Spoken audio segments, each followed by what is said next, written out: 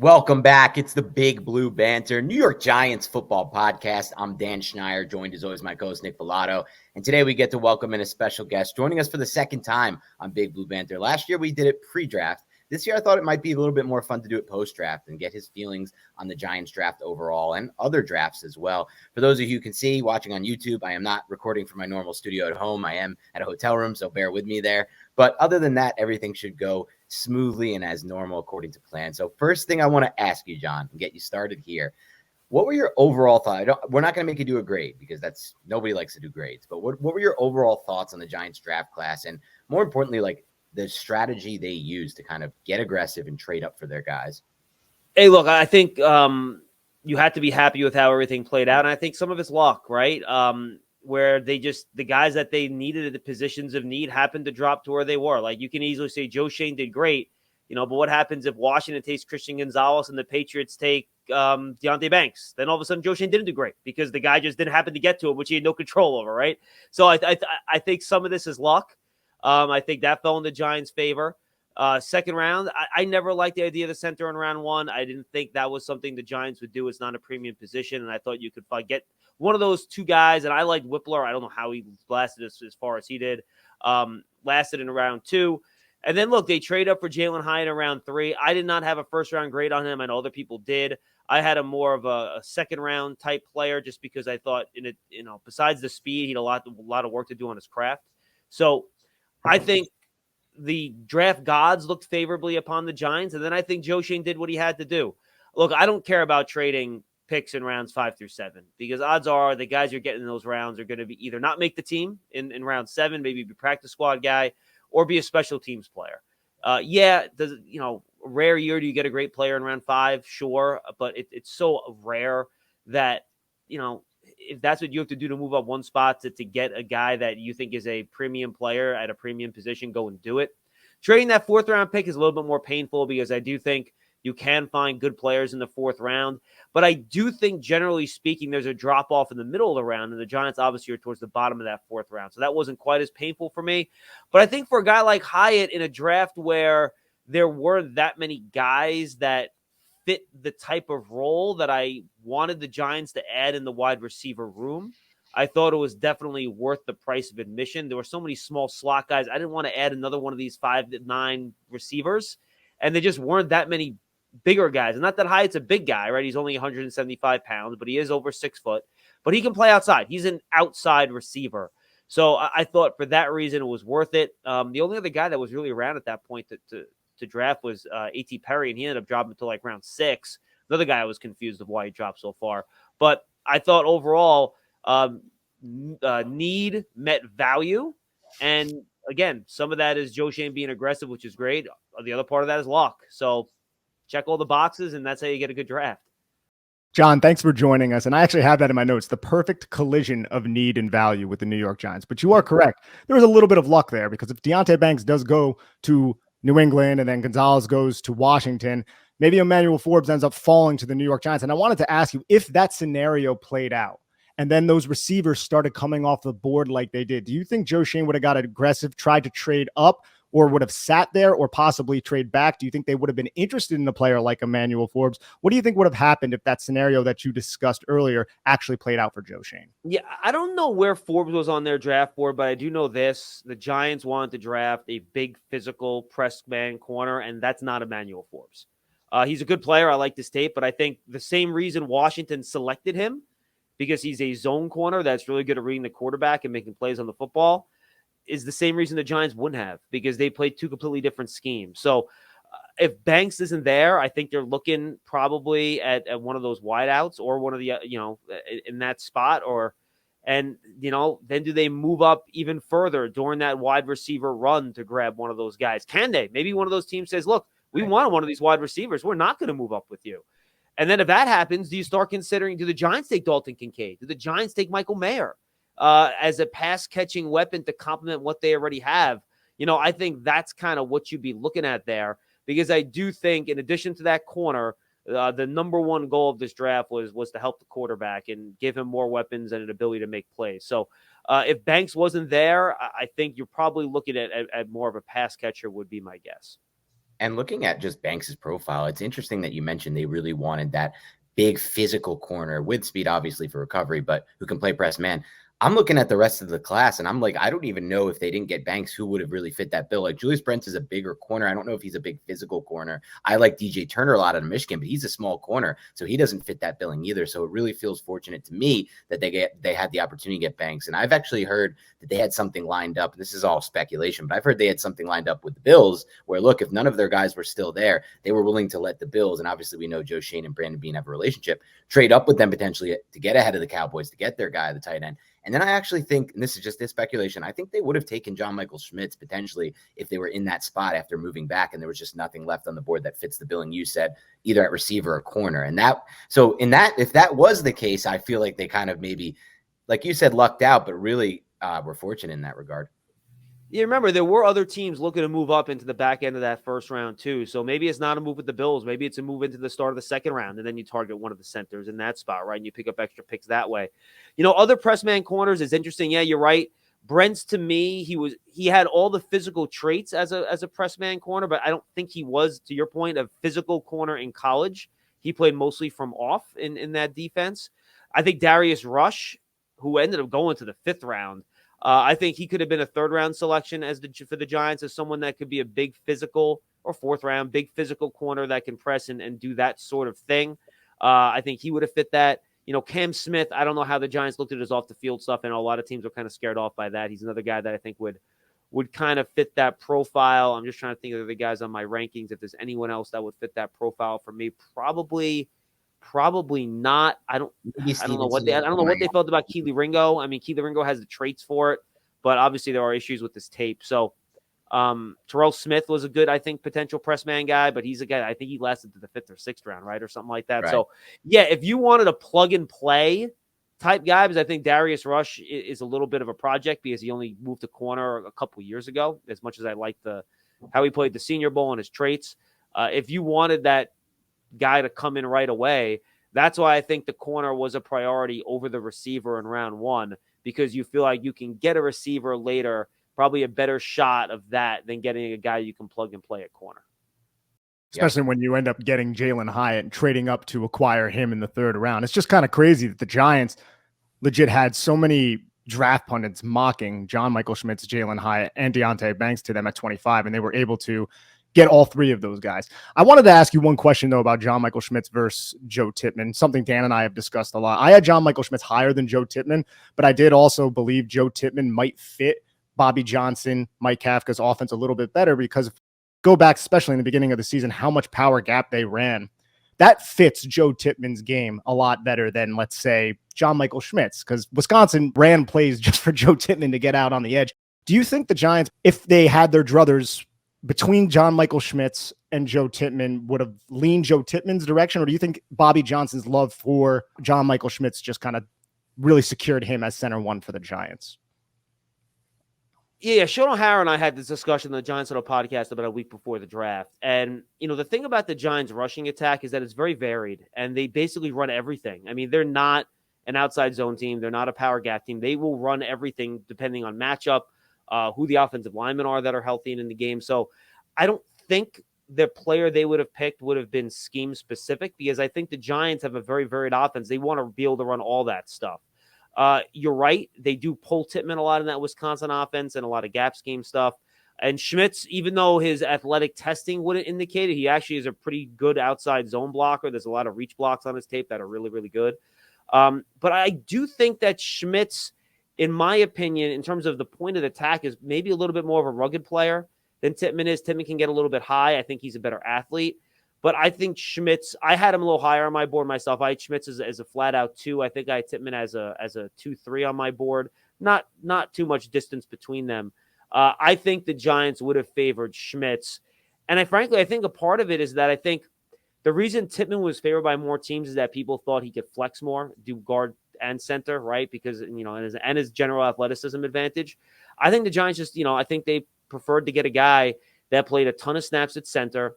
I remember, I think in this case, being an older prospect actually helped Schmitz, being 24 and a half years old, spending 6 years in Minnesota, over 2,000 snaps as a center, almost 2,500 if memory serves me correctly. And I think that helps him because they feel like he's a guy that can understand the calls. He made all the calls for Minnesota's line, and he can plug in right away. And there's not going to be a ton of development there because he has so much experience in college. I really like that because I was going to ask you, and you kind of answered it right there, so we don't need to get into it, because I think a lot of Giants fans saw the John Michael Schmitz pick, and especially after what Philadelphia and Dallas did in round one, and they looked at it as like, this is a home run because we really need interior offensive line help. But I wanted to get your actual opinion of him as a player, because sometimes you could just look at these things on paper and be like, we got the interior offensive lineman, we got the corner, we got the right receiver, this is amazing. But I feel like from your evaluation, it does feel like they also got a really good player here in John Michael Schmitz. I'll say this. I think high ceiling, I think high floor, right? I think that's the first thing you start with. He's going to be here. He's going to be solid. He's smart. He's going to handle stunts and twists. He's going to do all that stuff well. He'll fit in. He's a right personality, smart player. Like I said, experienced.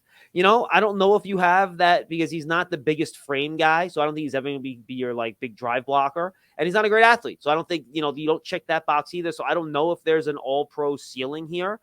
But look, I think you're picking a center in the second round. If you get a guy that you can get on a second contract and be your starter for 2 contracts, I think that's a win.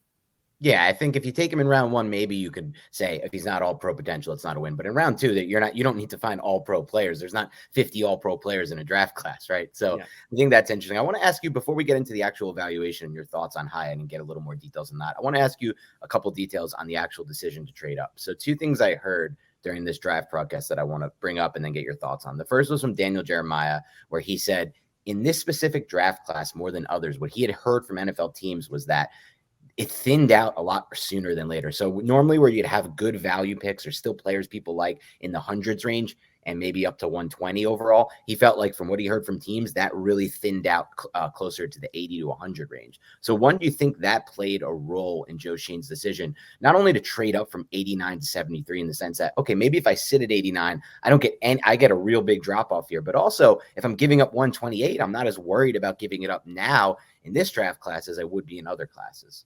Yeah, I think that's fair. And I think it goes to the point that kind of we talked about a lot on our draft coverage over the year on Giants.com, that it wasn't a great draft. I mean, at the top, you ran out of blue chip prospects very quickly.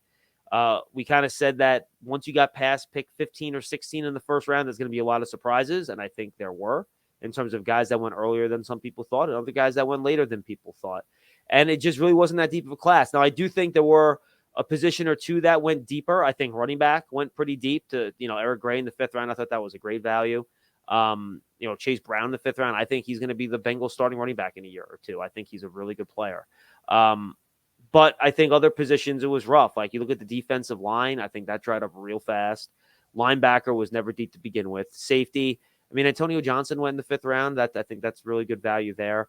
But he's more of a box guy. I don't think you had a lot of really good, rangy coverage safeties that were going to go on day 3. So I think once you got past that very early 4th round where you saw some of those teams trade up for some of those guys that were left at the start of day 3, I think it did drive very quickly. And then you go back, I think there was a run too in the middle of the 3rd round. You had the Josh Downs in the world go off the board, and you had a couple other guys around that same area where, I think the guys with typical top 100 grades was probably done at 80 rather than 100 in this particular draft. I think it made sense for Joe Schoen to trade up because if I'm not mistaken, Tank Dell and Marvin Mims were both selected before Jalin Hyatt. So we know the Giants had Marvin Mims in for a top 30 visit. There seemed to be a connection between Marvin Mims and the New York Giants. He goes off the board, and everything that Dan just said, I think it's very accurate. That prompted Joe Schoen to get aggressive, to get the guy who can really add that explosive element to this offense that ranked dead last in explosive plays last year. So, John, I just want to ask you, what is your overall evaluation, your overall feel for the Tennessee wide receiver, the 2022 Biletnikoff Award winner, Jalin Hyatt? Yeah, like I said earlier, I had Hyatt as a 2nd-round guy. And I think what we saw with all the Tennessee offensive players this year, they all went a little bit later than people thought. Quite frankly, because I think people don't know how that offense is going to translate to the NFL. And I think that's why he got to where he went. Because if you watch him on tape, and if fans don't want to sit here and go back and take, a half an hour, 45 minutes and watch a bunch of all 22, just watch his highlights. And his highlights are him not getting pressed at the line of scrimmage, either running in a straight line or running a post and just running past people. You know, that's what his tape is. And the highlights, I think, are pretty similar to what the all 22 looks like too. And again, this is not Jalin Hyatt's fault. That's not to say he can't do more than that. He just wasn't asked to do more than that in that offense. So, you know, he lined up in the slot a lot. They put him in motion a lot. They stacked him behind the outside receiver a lot, so teams could not press him. And at 175 pounds, what happens if he gets pressed a lot in the NFL? I don't know. We didn't see it enough. I don't know. He could be great at it, but no idea. And NFL teams aren't going to have an idea either, especially at that weight.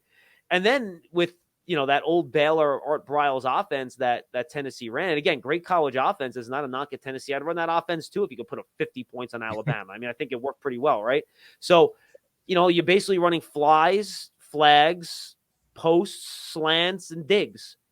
And those are the 5 routes you're running, right? And you're not doing a lot of, you know, change of direction stuff. So how is Jalin Hyatt going to be with start, stop, and you know, route tree and just creating separation at the stem of the route, play strength. I think he tracked the ball fairly well. I don't think he was elite at contested catches, but I thought he was pretty good at it. So I think those are the questions with him. So I think the good thing is that with the way the Giants wide receiver core is set up, you don't need him to step in and be your number one right away. You bring him in, you set a role for him, be a guy that stretches the field, clear out that safety for Darren Waller running those endless 15 to 20-yard crossing routes across the field, for Isaiah Hodgins sitting down in the middle of that zone. And you'll be amazed at how wide open the middle of the field becomes when one of those safeties have to stay over the top on Jalin Hyatt because he's so fast. And you can't trust a corner to be out there by himself. So as much as some big plays, to your point, and the Giants desperately need to get more explosive plays this year, and I think, you know, Joe Shane basically said as much. He wanted to, you know, make the team faster, and Brian Dable said the same thing. You know, the impact he's going to have on these deeper intermediate routes, I think, will maybe even be more important than the big plays down the field he makes himself. Yeah, I love what you just said there, John, because we feel the same way, Nick and I. We feel like almost having him on the field is going to change everything else for the rest of the defense. We've been saying it since last year. I mean, you watch the tape of last year, and there was literally only one player on the entire Giants roster who corners played 10 yards off the ball against, and it was Darius Slayton. The rest of them, they just didn't, and that's going to be a player they're going to have to do that with Jalin Hyatt. And I wonder if expectations-wise, as far as year one goes, we have such a good coaching staff in place, because there were so many times last year where we're running stacks and we're giving the free releases to receivers toward the end of the year. I mean, when the Giants kind of opened up the offense. Sometimes I do the we thing by mistake. When the Giants kind of opened up the offense there. So I wonder if he can get on the field sooner or later. Like you said, though, it is really just a pure projection. We don't know that he can't do it. Just because he didn't face press in college doesn't mean he can't. And I want to ask you a question on those 3 big picks right now. As far as expectations go for year one, a lot of fans have been asking us about this, because I think in past classes, the expectations, not that they've been lower, but the Giants haven't really been as aggressive to get their guys at the premium positions they need. And so, you know, some guys were coming in a lot slower, like Josh Azu, who played some last year, didn't play every snap. Same thing goes for Cordell Flott. Even Wan'Dale Robinson, his role really didn't grow that much until the very end, unfortunately, where he had the breakout game and then got hurt. But as far as these big 3 goes, what are your expectations for year one as far as playing time goes? I mean, I would expect Deonte Banks and John Michael Schmitz to be the outright starters. I mean, I would expect them to be, you know, 90%, 100% for Schmitz, 100% for Deonte Banks, 90% of the snaps. I mean, we just don't know who that other outside cornerback is. Now, could a guy like Nick McLeod or Amari Oruwariye keep him off the field early in the year? Maybe Cordell Flott comes out there and has a great, you know, off season and he takes the job. But I think that'll be a disappointment if he does. I think you're drafting Banks with the goal that he's going to win that spot. And I think based on what he was asked to do at Maryland, which is basically what they're going to ask him to do here in terms of playing press man and his athletic traits, I think you hope that he can do it. So I think I would expect those 2 guys to be starters. And I think they're going to have a larger rotation at wide receiver than I think a lot of people probably think. They really threw numbers at the problem this offseason in wide receiver. You know, we don't know what Wan'Dale Robinson and Sterling Shepard-Health's going to be to start the year, but if they're healthy, you have those 2 guys, Paris Campbell, Darius Slayton, Jalin Hyatt, Isaiah Hodgins, all probably think they deserve to get snaps, and probably to an extent, based on what we saw, they all do deserve to get some level of snaps, right? So I think you're going to see snaps get split up a little bit. We saw what Mike Kafka kind of did that in Kansas City, right? Other than Tyreek Hill, they kind of rotated that second, third wide receiver a lot, whether it's Hardman or whomever else they had on the roster, you know, for those couple of years. So that would be my guess. But I think you have guys in certain roles. And I think, you know, I like to build a basketball team at wide receiver, right? You want guys at different shapes and sizes with different skill sets. And I was a little worried that the Giants would get stuck and they're staring at Zay Flowers at the first round, where it'd be a good value pick. But, I mean, Zay Flowers is very similar to Wan'Dale Robinson. And I don't know if you want two of those guys running around. Well, Jalin Hyatt might be 175 pounds, but he's not that. So I do think they added a compliment to Darius Slayton, who's basically on a one-year deal. And he's your deep threat. And I think every NFL offense needs a player like that. Now, down the road, I do think the Giants eventually still need to add that 3-level route runner, because right now I think it's Darren Waller, and he's their kind of do-everything receiving threat. With health, over 30, how long can you depend on that? So I do think eventually they have to add a receiver that can do all those things. But I think for now, with where they have Hyatt, he can certainly play that role along with Slayton. And I don't think they're just going to bury Slayton. I think both of them will see the field, and I think they'll kind of work it that way.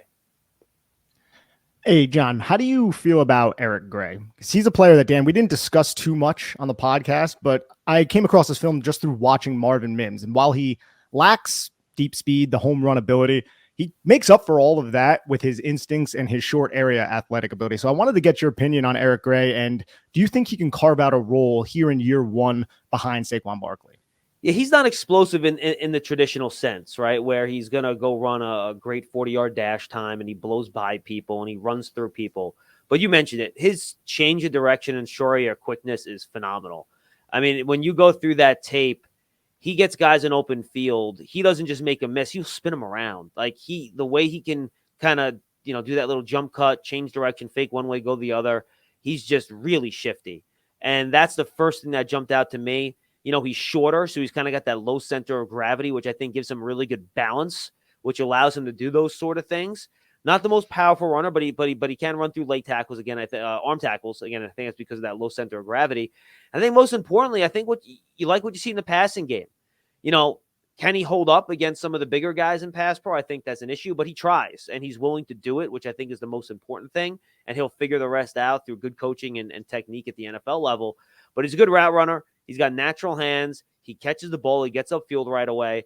And I know Saquon Barkley is considered by a lot of people as a weapon, but he's never been at least from what I've seen his time with the Giants, he's not as natural of a pass catcher as I would want him to be.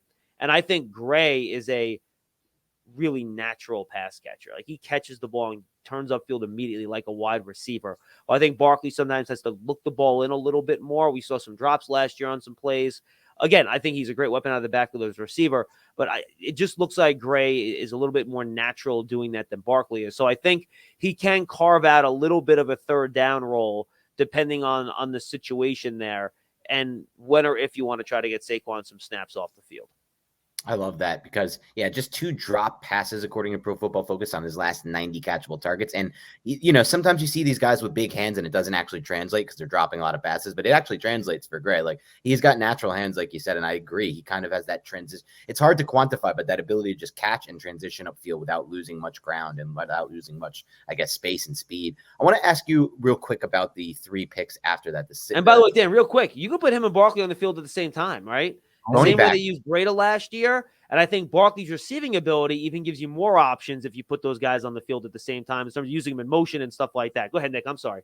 Yeah, John, I just wanted to ask you, how do you see that running back room shaping up? Because it seems like they bring back Matt Breida, you have Barkley, that whole situation. Let's assume that he is here this year. Now you add Eric Gray, and you still have Gary Brightwell, who a lot of us wrote off last year, but he was pretty impressive when he received the football, has special teams value. Deshaun Corbin was on the practice squad, the Florida State kid. How do you see that entire situation kind of playing out this year? Yeah, it's a good question. I think it's going to be a real battle. This is what Howard Cross and I were talking about this the other day on Big Blue Kickoff. And, Howard said wide receiver and running back for him are 2 position groups that he thinks is really going to be serious competition this offseason. I think he's right. Corbin showed some stuff in the summer. I think Brightwell is excellent on special teams. He's like the only, I think, kind of guy that can pound it between the tackles of the group. So I think he brings some value there. I think they like Breida. He's a good locker room guy. He's fast. I don't think he's going anywhere. So how are they going to split all that up? I think it's going to be determined by health, and I think it's going to be determined by how guys do in the summer, to be honest with you. So if I had to guess, I think you'd have 3 of them active on game days. My guess it would be Barkley, Breida, and Gray, and maybe Brightwell can squeeze his way in there if he has a huge core special teams role, depending on what other core special teamers they keep. But I can't imagine they would, on the offense, they would use more than 3 backs in any sort of serious role in an individual game. And that question by you, Nick, and that answer by John is one of the reasons why I'm actually really happy the Giants, even though I like the idea of it, especially with our coaching staff in place, with the Giants coaching staff in place, I'm actually happy they didn't invest in a developmental quarterback, because I don't know if they have the roster space to carry 3 on game day. And so now, carrying only 2, that's going to give them the opportunity to maybe add an extra running back like Brightwell because of his special teams value. I want to ask you real quick about the 3 picks on day 3, 3 other picks on day 3. And then I want to get to a few more questions like Nick asked, because I am curious to get your takes on the actual roster, how it's going to shake out, because some position groups got a lot more crowded, and some players we really liked on tape. You brought up one Breida. Like, it's not just the speed with Breida, man. Some of the plays he made on those 3rd and shorts, those were tough plays, and those were smart, savvy plays. And the coaching staff loves that. But about the 3 picks, the 6th and the 2 7s. Now, something I thought was interesting there is all 3 picks are bet on traits picks. Now, some people might think of Riley, the 7th round pick, and be like, how is that a bet on traits pick? I've seen his RAS score. It doesn't look like it. But that's not the traits we're looking at. If you listen, size is traits, dude. Right? Oh, yeah. Size, length, and size and arm length are traits, especially when you hear Joe Shane say, I asked Wink what he, I didn't ask him right now, but he knows what Wink wants in a defensive lineman, and he wants the pop back, and he wants the length and the size. So all 3 are better on traits picks. But one question I want to ask you, 30,000-foot view, since you've followed football for a long time, you covered the Giants for a while as well. When you get to day 3, so there's 2 camps from what I've heard. There's the bet on traits camp, and then there's the bet on production camp and the bet on film camp. What camp are you more along the lines of? Are you more of the bet on traits and see if your coaching staff can mold them, or try to find these guys that are super productive and they just, are falling for some reason in the draft? I'm more in the bet on traits camp, because I think you have to trust your coaching staff to mold some clay sometimes. And I think, it's relatively easy to look at a player in college and understand what he's able to do now. And I think it takes more of a vision to see what they can become. So I think while that might be a little bit riskier, I think, level of risk in rounds 5 through 7 doesn't bother me, because even if you draft some guy that's productive, but he's still there in round 5, well, he's still there in round 5 for a reason. And he's probably not going to be more than a special teams player. So for me, I'm willing to risk missing out on guys like that. That can be your, 6th cornerback and play specials. Like, I can find that guy. But I would much rather take a roll of the dice on a guy that ran a good 40, is long, but has, very little idea of what he's doing in terms of technique, and hope my cornerback coach can coach him up over a couple years. You have the expanded practice squad now, so you can kind of, stack guys and store them and develop them more than you can in years past. So I'm on the more bet on traits guy. But look, if you're sitting there and there's a huge outlier with production, I still think that's kind of a betting on value type of situation. But if I had my choice, I would rather bet on traits than production in those late round spots. So you're talking about Trey Hawkins, the 3rd out of Old Dominion, then, because he is a long, physical. He hits with the hammer of Thor. He has some of the most impressive hits I've ever seen on tape. Dan, I like what you got going on in the background right over there. But what do you think of his potential? And there are mistakes. He struggled with speed, specifically against Appalachian State and Georgia State. But other than that, in terms of just getting him with Jerome Henderson, I think there's a lot of upside there with a player like that. Yeah, ran a 4.4 flat at the pro day, almost 6'2", long. And I think, he's a guy that's willing to be physical too. So I think you kind of put all that together and you say, yeah, let Jerome Henderson and Wink get their hands on him and mold him. And look, there's a reason that he was there in the 7th round, even with those traits. And that's because, like you said, on film, there are some things that need correction.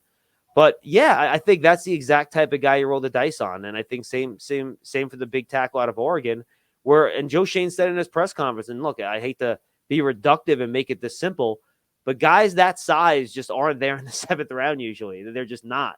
So pick the guy who has traits that's normally not on the board at that time and see what you can do. And I think, the Owens, the safety out of Houston in the final pick, that to me is a guy where maybe they went a little bit more on experience and production. His traits were good, but I think he's a guy that helped on specials right away.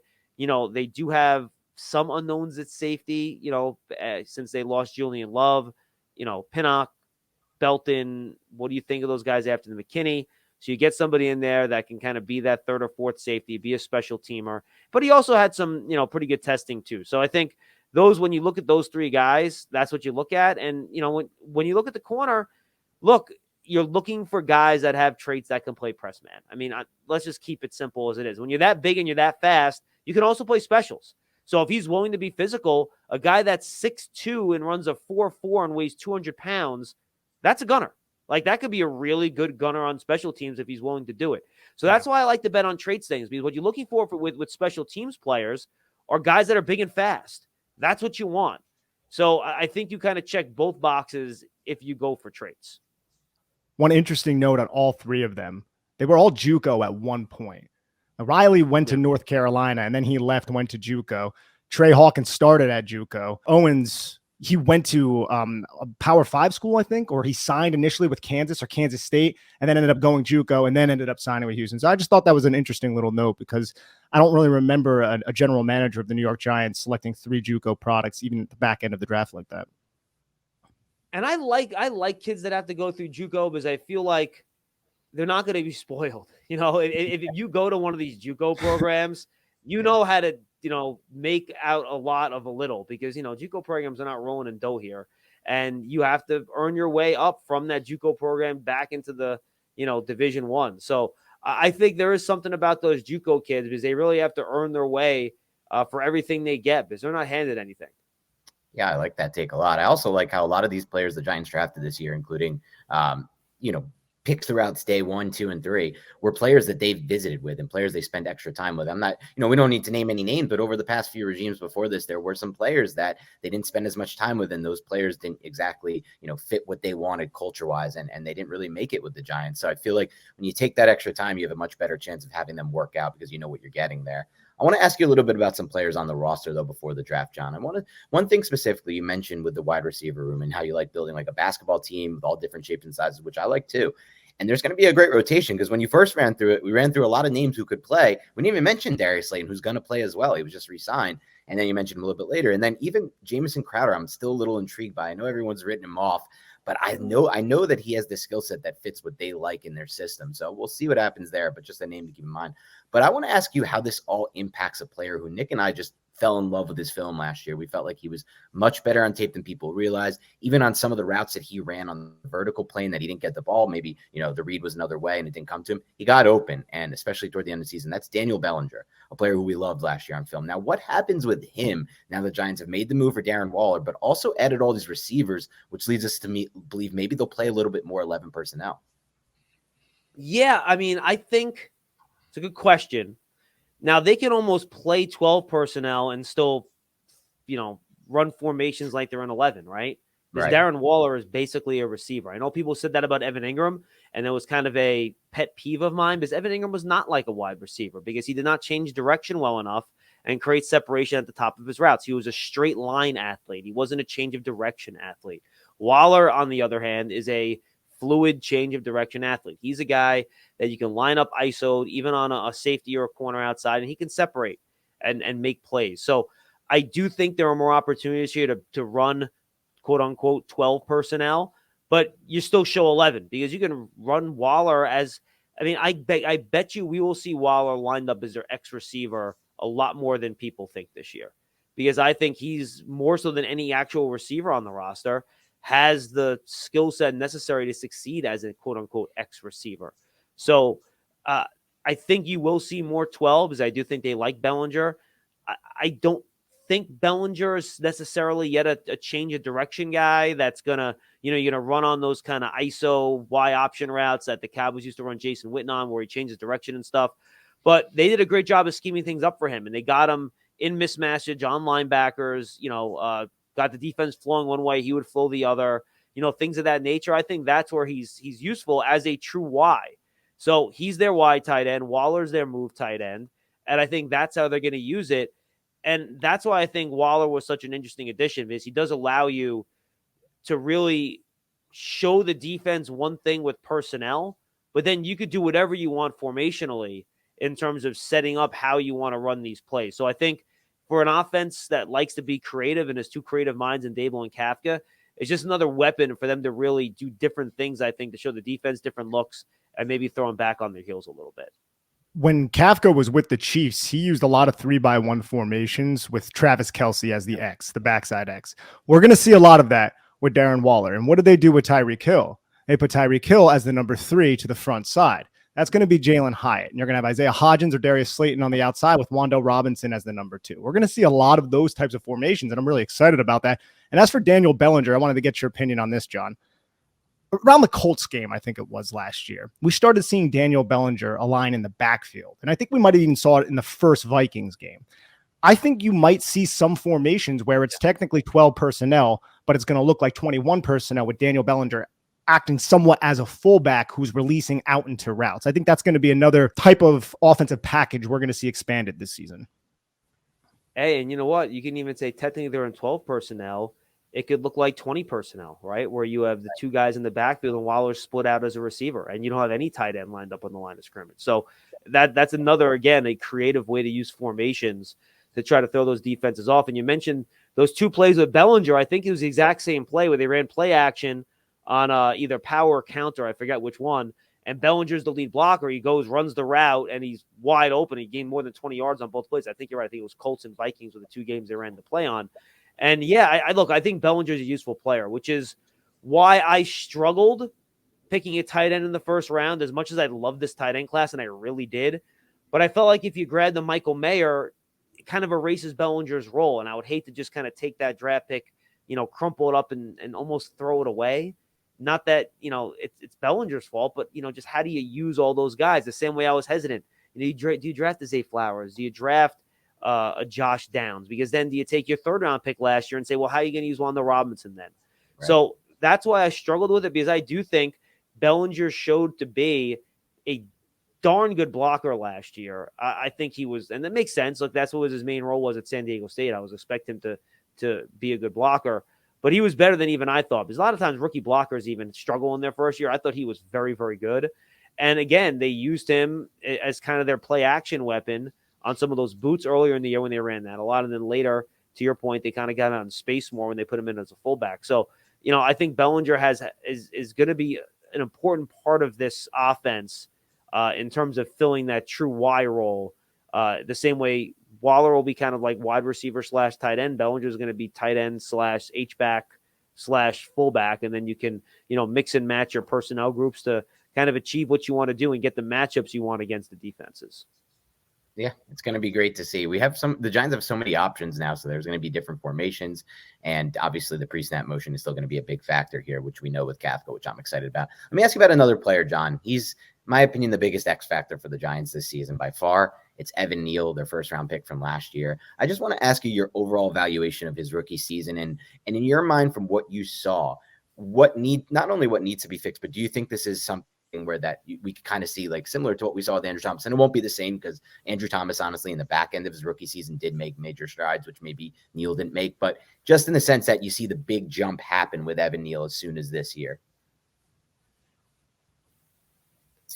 Well, for one, I think Evan Neal is to be healthy. I think he was banged up as all at the end of last year.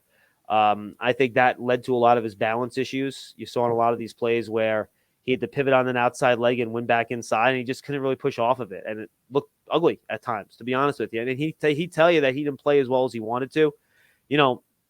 I think Andrew Thomas early in his rookie year, he was getting beat inside a lot. That had to do with the fact when he was at Georgia, he was always protected inside, so he didn't have to worry about that. And that's not the way the NFL works.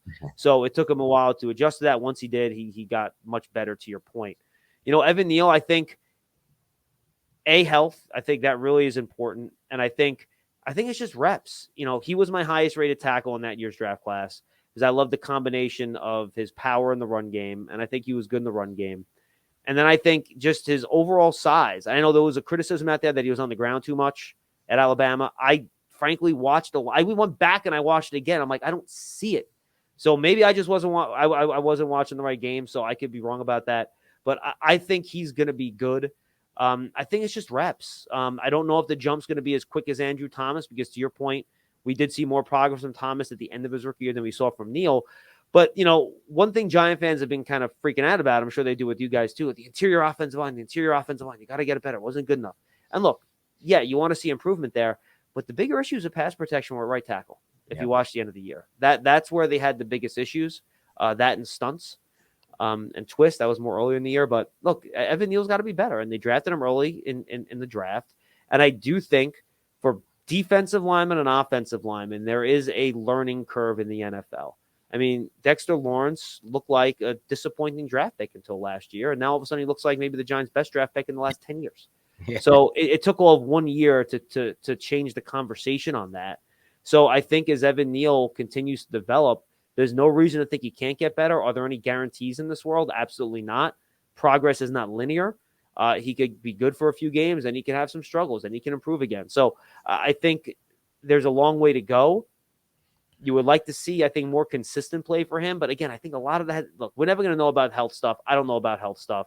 All I know is that Howard Cross, who knows a lot about blocking, watched him from the sideline every game. And he would say in my ear during every game, not on the air. So I know he's not, doing the spin on me. He goes, John, that dude does not look like he's healthy in his lower body. He just doesn't to him. And he would tell me that again and again. And I'll believe Howard because he knows what that looks like as a guy that kind of lived in the trenches for 15 years in the league. So I think that alone will help him improve this year. And look, I've already seen him in the building. Like he cares. He's working on it. This is not a situation where, where other past offensive linemen that you had high hopes for maybe weren't doing everything you needed to do in the offseason. Evan Neal is, and he really, really cares. And he's hard on himself. And he's a perfectionist. So I think his technique will get better because of that. And I think that's why I have so much confidence that we will see some steady progress this year from him. And they need it. It's a really interesting nugget from Howard Cross. I really like that. So hopefully for you guys listening, and we have expectations as well. So we'll see what happens there. But definitely some great insight there. Thanks, John. Yeah, he's a conscientious individual. So I'm hoping that he can really get up to speed. I'm remain high on him. He was my tackle one as well. I have one question about a position group that Dan and I have some concern about. And the Giants invested a lot of capital into it recently, and that is the edge position. They drafted Azeez Ojulari at 50 in the 2021 draft. Last year, Kayvon Thibodeau at 5. And I feel really comfortable with those two as starters, even though Azeez, maybe he's not the best run defender, but he just needs to stay healthy. But there's little depth behind the edge group. Do you see at all, if the Giants do create any cap space in some way, them going out and maybe bringing in another veteran at the edge position to help round out that specific position group? Because it's just really Jihad Ward, who is 290 pounds, and really little else behind them, unless Ellerson Smith is also healthy. Yeah, I think the team likes Tamon Fox, too. Whenever you talk to people on the coaching staff, they're like, don't forget Tamon Fox. He came on at the end of last year. He did a nice job. So I think that's another name Giant fans should kind of keep an eye on. But look, I think they were open to taking another edge rusher in this draft if one was available and worth the bang for the buck when they picked. And I just don't think it worked out that way with the way the board fell. But yeah, I agree. Especially with Azeez Ojulari's injury history, I think you want to have a little bit more beef out there. I do like the Ward Ojulari rotation on pass and rundowns where you kind of, you take advantage of each one's strengths in that situation. And I hope Kayvon Thibodeau is a little bit more consistent too, because if you look at a lot of his, sacks and quarterback hits last year, a lot of them came on unblocked pressures, and you didn't get enough of those, one-on-one beating an offensive tackle. You got him more at the end of the year again when he got healthier, which I think was a big deal for him. But I would expect, I talked about the learning curve for upfront players. I think he'll get a lot better this year. But yeah, it would not shock me, but I think they need to do work with the cap, and there are ways to do it too, right? You have Saquon Barkley. If you can figure out a long-term deal with him, Leonard Williams, you can extend him or rework that deal, put void years, something like that. Dexter Lawrence on a potential long-term deal. So there are different ways you can do it. But yes, I would not be surprised if we saw some type of addition at edge, because you're right. I do think you don't have a ton of experienced pass rush past Ojulari and Thibodeau. I want to ask you, John, about a couple position groups that are going to work interchangeably. And the question I'll ask after that about how the Giants are going to do something. So it's the off-ball linebacker group and the safety group. And one thing that Nick and I have been pounding the table for a while, and we didn't get it this class. One day we will get it. Is it kind of one of those off-ball linebackers with a lot of upside in the pass coverage game. But one thing we saw toward the end of the season was Xavier McKinney start to come down and play those tight ends in the slot. And I'm curious to get your take on if we might see more of that this year, or if maybe the expectation in your mind is maybe Cordell Flott now, because they have Deonte Banks, can slide into that role. I'm just curious, because to me, that role is still an area where the Giants have had some issues in coverage with Darnay Holmes. And we love Darnay Holmes for his ability to drive downhill on the line of scrimmage and stop those screens and that type of stuff. But in coverage, it hasn't been exactly what we've maybe hoped for, Nick and I. And to me, that is a starting position in the NFL. Being able to defend the slot, not only a starting position, sometimes it's the most important position on the defense, because a lot of offenses run through the slot, not only in the slot vert game with the vertical plane, but also, in that intermediate range with the two-way go. So what is kind of your expectation for how the Giants will match up against the bigger slots and the tight ends, but also kind of those smaller guys? Yeah, I mean, I don't think you're going to see Cordell Flott against tight ends, because they will just obliterate him at the line of scrimmage. I just, he's 165 pounds. I don't think that's going to work. But look, against wide receivers, I think it's an open competition. To your point, I think Darnay Holmes had some moments last year, and good and bad. And you have Cordell Flott in that spot. I think you can see Bobby McCain in that spot too. Remember, they signed him as a safety, but he played an awful lot of slot with Washington. I know they said he's a safety here, but guess what? The Giants put their safeties in the slot. So right. I think he'll have a chance to compete there. I think that was probably one of the reasons they brought him in. The question is, if you put McKinney there, do you trust somebody else to play that deep center field role? Because if you're going to play more, remember, the Giants went to more zone at the end of the year last year when they faced better passing attacks. Are you going to see more press man? And if that's the case, that single high safety is huge, because that is your only line of defense back there if you're playing cover one. So you have to have someone down there that you trust, and I think it's McKinney. Without Julian Love here, who I think you did trust to at least mentally make the right choices back there. Who's your other over-the-top safety? So, I think in spots, yes, but do you have that single high spot figured out in order to do that? But yeah, I think against wide receivers now, I think Flott will compete with Holmes. He'll have a chance to win that job. Bobby McCain will be in the mix as your veteran fail-safe at that spot, which is why I think they signed him. And I think that's what you'll look at, because, I agree. I think if you remember the two Dallas games last year, whenever Dallas needed a big play, what was it? It was CeeDee Lamb against the slot. They'll go to him every time. And the Jets and the Giants this year play a much tougher schedule. Last year, in terms of passing offenses they faced, it was very soft. They did not face a lot of elite passers and pass catchers over the course of the year. Just look at the AFC East. It's a freaking nightmare. All right. It's a whole different ballgame this year. So yes, I think they will have to be better in that spot. I agree. And I think that puts a lot of pressure on Dane Belton, because Dane Belton was drafted early on day 3. And I was going to bring him up as somebody that can guard tight ends, by the way, 100%. Yeah, someone who can guard tight ends. I think Jason Pinnock is in that same type of mold. I don't know if you can trust either of those guys to play the post, to play the single high role. And that does kind of limit what you can do with Xavier McKinney if you want to align him on the line of scrimmage, if you're going to have a safety. Deep, I wanted to ask you about one player before we get you out of here, John, and thank you so much for your time. Aaron Robinson. First off, is he going to be healthy? Do we have any information on him? Because when he was coming, still don't know yet. When he was coming out of school, I always felt like he projected better in the slot. We saw him in the slot on the boundary as well in his rookie season. Got hurt last year after everyone was discussing how he was going to be a boundary cornerback. But that's another player that I think could at least be in the mix if he's healthy enough to compete for the slot role. Yeah, look, I'll just answer that quickly, and I have time for a couple more if you guys want. But for me, I think that's one of those guys where if he now contributes, you're happy. I don't think you're in a position coming off a serious injury like that and multiple injuries where you can count on him. So that's kind of how I view him. Fair enough, John. Actually, we're going to get out of here right now because I got to run as well. But thank you so much for joining us, John. And I want to, since we didn't get a chance to do this at the beginning, and I think the reason is because everybody kind of knows already the answers, but there are new listeners. You never know, and it's always good to get exposure out there. So let the people know where they can find all of your work and where they can follow you as well. Social media. No, I appreciate that. So Giants.com. I know people say it works for the team. They must just spout propaganda the whole time. No. We try not to. And we never say anything we don't believe is true. And we're honest about things. Now, we're going to go trash people. No, that's not what we're going to do. I'll be honest with you, because these guys, I walk down the hall, they're there. I'm not going to trash guys that I see every day at work. I'm not a jerk. But we'll be honest about what we see on the field. We do really good analysis. Our draft coverage, I think, is second to none. Big Blue Kickoff Live. It's live every day, 12:30 to 1:30. Even in the offseason, Monday through Friday, myself, Lance Meadow, Paul Dottino, Howard Cross, and Jonathan Casillas have been great additions to the show, I think, to give a player's perspective. Check that out. Giants Huddle Podcast is our interview podcast, different guests every week. Connor Rogers is coming up. If it's not posted already, it should be shortly to kind of do a review of the Giants draft class. And then we have Draft Season, which is our new podcast this year. We have a couple episodes to go, and then we're taking a hiatus until August. Tony Pauline, who's a really great draft analyst, he's done it 20-plus years, longer than anyone. Except for Mel Kiper. And check that out. You can find them all. Just search for the podcast on your favorite podcast platform or go to giants.com/podcast, the Giants app. You can find it all there. All right. Thanks again, John, for joining us. To everyone else, have a great rest of your week, and we'll talk to you soon.